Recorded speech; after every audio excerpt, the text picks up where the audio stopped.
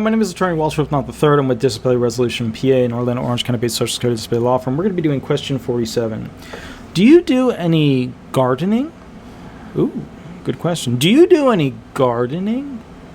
You know, some people are disabled, some people have mental problems, and gardening helps them. Some people have back problems, and they can't bend over, they can't sit down, they can't do stuff related to gardening. So basically what they're getting at here is, you know, do you have the ability to do standing, walking, pushing, pulling, stooping, crouching, all that jazz, kneeling as well. So gardening. The follow-up question to what's going to come from this is all about what do you grow and how do you grow them in your garden? And what are we getting at? We're getting at size and weight of plants. If these are high upkeep plants that require constant treatment every week, is this a cactus that nobody gives a crap about and we just grew it because we thought we like gardening and we just realized that gardens look terrible with most cactuses? So bottom line is this, 47 is, do you garden? Most people who are disabled do not garden because they are physically or mentally limited in their ability to do it.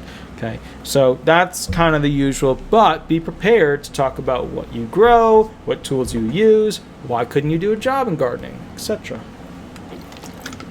Okay. Now we're going to be going on to question 48. Here's the deal, guys. If this video helped you at all, please leave me 5 stars somewhere. I eat them like cookies. Also, if you like this video, subscribe to the channel. There will be lots of videos. You'll get sick of me just yet.